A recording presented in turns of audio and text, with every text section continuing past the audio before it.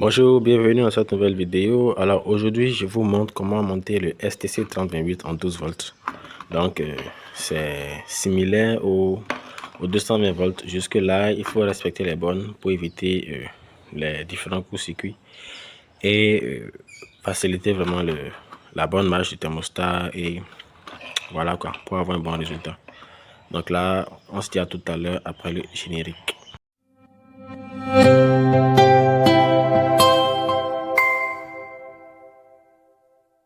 Alors pour notre vidéo, nous aurons besoin de 3028 lui-même en 12 volts. Donc là, c'est marqué 12 volts. Là, il y a le 220, 24 volts et le 12 volts. Donc on va le brancher en 12 volts là. Ensuite, nous aurons besoin de fils, bien sûr, parce que là, je vais faire seulement le branchement. Je ne vais pas faire le test. Donc voilà, pour le test, vous n'aurez qu'à aller dans la vidéo, dans l'une de mes vidéos où j'ai fait le montage du thermostat SHT 2000 qui est similaire à ce thermostat qui contrôle la température et l'humidité. Donc là, j'aurai besoin de tournevis pour dévisser les vis là et brancher les fils. Donc je vais y aller étape par étape pour que vous compreniez et comment vous allez devoir respecter les bornes, vu que là, nous sommes dans du 12 volts. Alors là, ce qu'on va faire, c'est d'abord de brancher l'entrée du courant. Donc, c'est au niveau des ports 1 et 2. Donc, voici les ports 1 et 2 là. Donc, c'est là que je vais brancher l'entrée du courant. Alors là, je vais juste brancher les deux fils là qui vont envoyer le courant 12 volts dans notre thermostat. Ensuite, ce que je vais faire, j'aurai besoin de ce petit fil là que je vais connecter au niveau du port 1 et 6. Donc, je le fais et vous voyez. Et vous verrez plutôt. Alors là, ce que j'ai eu à faire, c'est simple, j'ai juste pris le fil là, voilà, que j'ai branché au niveau du port 6, voilà là, de l'humidité, et également au niveau du port 1, donc voilà là, de l'entrée du courant. Donc, une dernière précision avant de continuer, vu qu'on est dans le 12 volts là, on utilise du 12 volts, il va falloir brancher les bornes, respecter les bornes.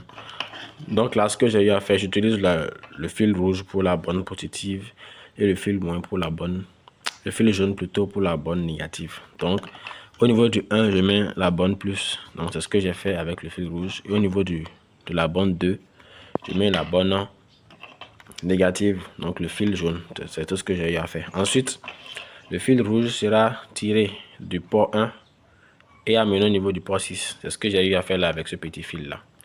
Donc j'ai tiré simplement le fil rouge, la borne positive du 1 que j'ai amené au niveau du 6. Donc ensuite, ce que je vais faire, je vais brancher un petit fil au niveau du port 2. Ce que j'ai eu à faire ici, c'est simple, j'ai encore pris un autre petit fil que j'ai branché au niveau du port 1 là. Donc toujours le port 1, donc la borne positive que j'ai tiré et j'ai amené au niveau du port 8, donc qui est destiné à la température. Donc vous voyez là, degrés Celsius. Donc c'est destiné à la température. Donc c'est tout ce que j'ai eu à faire ensuite.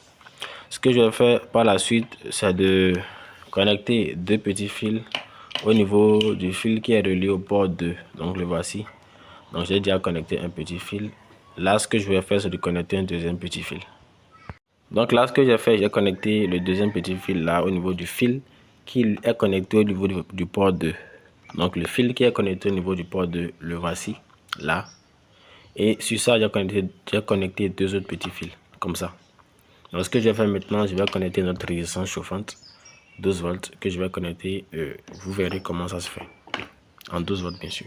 Alors ce que j'ai fait ici, c'est simple, si vous vous rappelez, j'ai connecté deux petits fils au niveau du fil qui est connecté au port 2 là, au port 2.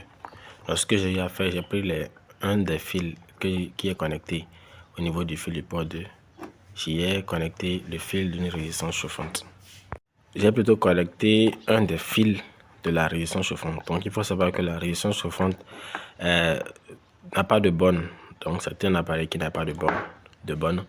Donc je prends juste un fil au hasard que je branche au niveau de l'un de ces fils là. Ensuite le deuxième fil de la résistance chauffante est connecté au niveau du port 9.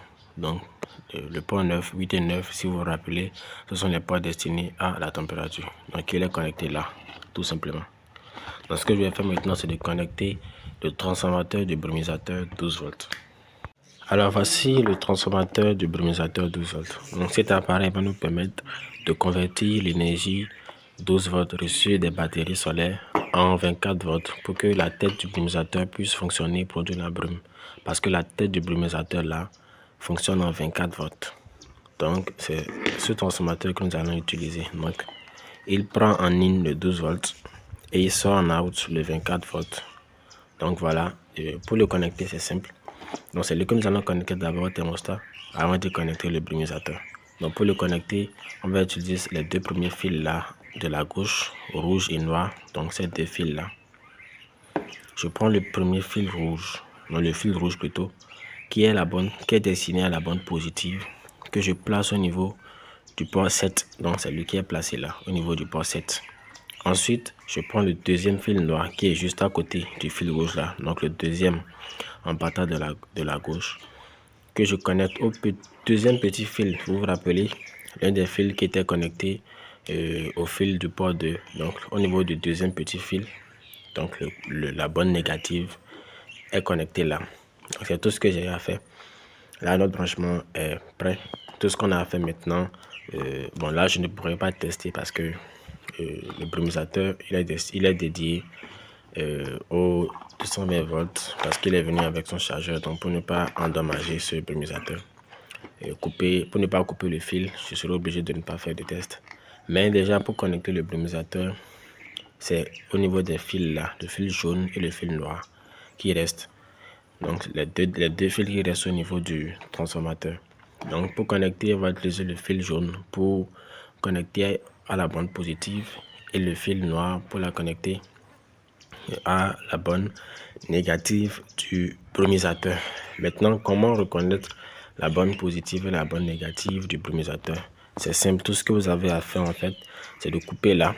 Donc là, malheureusement, je ne pourrais pas couper pour l'exemple. Là, vous coupez là et vous allez voir deux fils. Il y a un fil qui est brun et un fil qui est vert. Le fil vert, c'est le fil destiné au fil noir ici, donc à la bande négative. Et le fil qui est brun, c'est le fil destiné au fil jaune ici à la bande positive. Et c'est tout ce que vous avez à faire. Le branchement va bien se passer. Le thermostat fonctionnera bien. Donc pour ceux qui ne connaissent pas la chaîne, abonnez-vous. Ici, nous parlons de fabrication de couveuses, de maraîchage, conseil en maraîchage, conseil en élevage de lapins également. Donc, pour ceux qui n'auraient pas vu mes anciennes vidéos, vous invite jusqu'à chercher sur notre page, ou sur notre chaîne plutôt, défiler les vidéos. Vous allez tomber sur la vidéo du thermostat SHT 2000. Donc voilà, ce thermostat va nous permettre de contrôler le taux d'humidité exactement comme ce thermostat. Donc vous pourrez vous inspirer de la programmation, voilà, du thermostat SHT 2000 pour programmer ce thermostat, vu que c'est le même fonctionnement. Donc j'espère que vous avez aimé cette vidéo. Si vous l'avez aimé, n'hésitez surtout pas à liker, à partager, à vous abonner et surtout à activer la cloche de notification pour ne manquer aucune de nos nouvelles vidéos. Donc on se dit à la prochaine dans d'autres vidéos. C'était Smolène. Merci.